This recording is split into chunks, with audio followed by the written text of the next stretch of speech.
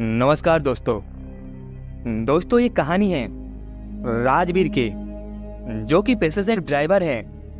राजवीर एक अनुभवी truck driver होने के साथ साथ एक बिजबाजी शख्स भी था, क्योंकि राजवीर को इस कंपनी में काम करते हुए काफी वक्त बीत चुका था, जिस वजह से उसके ऊपर आज भी बॉस का भरोसा कायम था।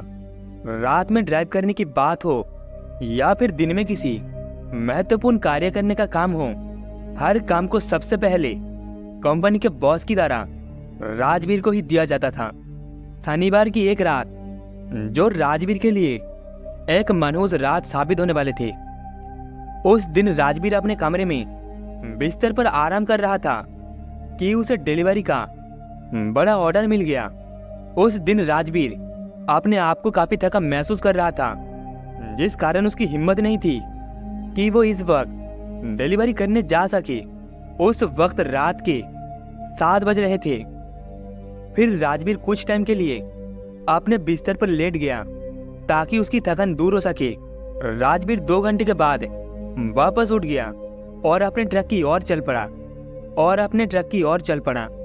फिर उसने अपने खौफनाक सफर को अंजाम देना शुरू कर दिया। उस रात ठंड का कहर भी था और उस सर्द रात में कंबल से बाहर निकलना कोई आसान काम नहीं था।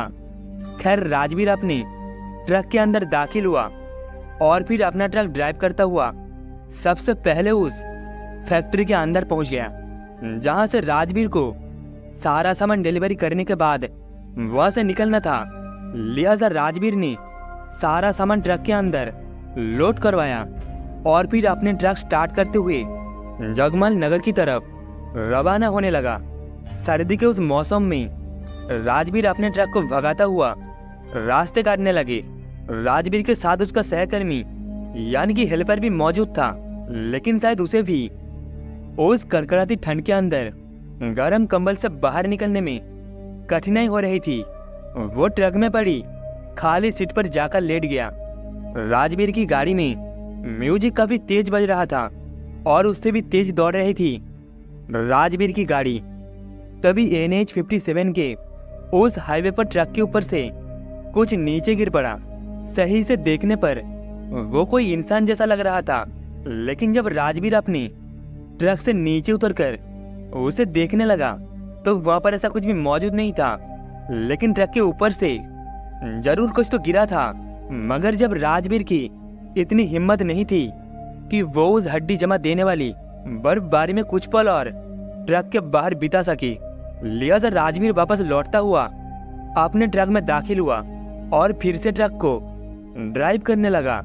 इस पर उसका खलासी भी जगा हुआ था, जिस वजह से दोनों आपस में बात करते हुए रास्ता करने लगे।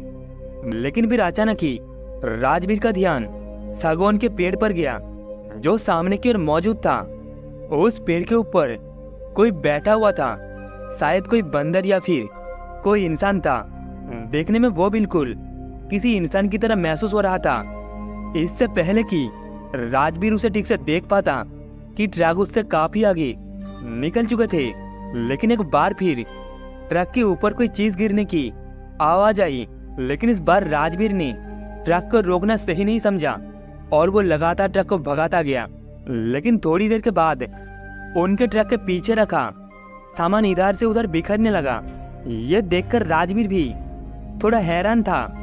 उसने सड़क के किनारे पर ट्रक को रोक दिया और जब वो दोनों देखने के लिए नीचे उतरे तो वहां पर केवल सामान बिखरा हुआ था। ऐसा लग रहा था मानो के अंदर किसी ने अफरा तफरी मचा दी हो। राजवीर एक पल के लिए ट्रक के ऊपर नीचे और साइड सभी तरफ देखने लगा, लेकिन उसे कोई भी नजर नहीं आया। लेकिन उसे समझ में नहीं आया कि आखिर सामान की इतनी बुरी दशा किसने की होगी।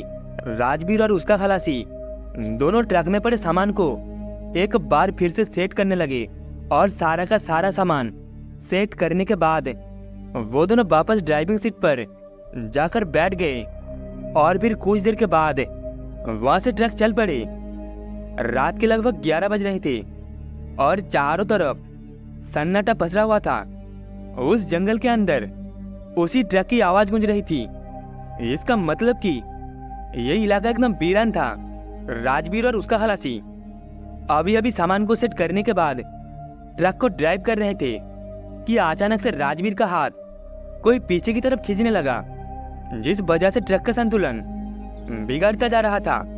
फिर किसी तरह राजवीर ने ट्रक को संभाला और उसे सड़क के एक तरफ खड़ा कर दिया।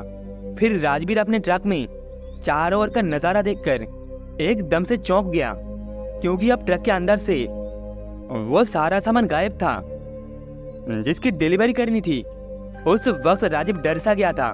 वह अपने सर पकड़कर वहीं पर बैठ गया और तभी उसकी खलासी ने आवाज देते हुए कहा, अरे क्या हुआ राजवीर साहब? तभी राजवीर उसे घूरते बोला, तुम्हें दिखता नहीं है ट्रक का सारा सामान चोरी हो चुका है?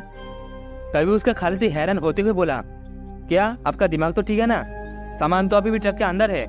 और इस बार जब राजवीर पीछे की तरफ पलटा तो उसकी आंखें खुली की खुली रह गई, क्योंकि ट्रक में रखा गया सारा का सारा सामान वैसे ही पड़ा था। आज राजीव को समझ नहीं आ रहा था कि आखिर उसके साथ ऐसा क्या हो रहा है। और तभी राजवीर को सड़क के बीचों बीच कोई नजर आया जो शायद टहल रहा था। लिहाजा राजवीर अपने ट्रक से नीचे उतरा और उस आदमी के पास पहुंच गया। राजवीर ने उस आदमी को इतनी रात सुनसान इलाके में इस तरह घूमने का कारण पूछा तो उसने बताया कि उसे लिफ्ट की आवश्यकता है। तभी राजवीर ने उस आदमी को अपने ट्रक में बैठने को कहा। वह आदमी जल्दी से उनके ट्रक की तरफ चल पड़ा, लेकिन जब राजवीर अपने ट्रक के अंदर पहुंचा तो उसे अपने ट्रक के अंदर एक बदबू आने लगी। ये बदबू इतनी भयानक थी कि कोई इसे कुछ पल के लिए सूंघ भी लेता तो वो उल्टियां करने लगता। राजवीर फिर से अपने ट्रक से नीचे उतरा और बाहर की तरफ घूमने लगा। अब राजवीर जान चुका था कि उस आदमी में कुछ तो गड़बड़ है। और उसके बाद राजवीर और उसका खलासी उस ट्रक के चारों तरफ चक्कर मारने लगे। जब वो वापस अपने ट्रक के अंदर पहुंचा तो उनकी आंखें फटी की फटी रह गई। दरअसल उन्होंने देखा कि जो आदमी कुछ देर पहले ट्रक के अंदर दाखिल हुआ था वह अपने ट्रक में मौजूद नहीं था। उसके अजीब अजीब हाथ से इस बात की गवाही दे रही थी कि उस आदमी का यहाँ पर कोई भी अस्तित्व नहीं है।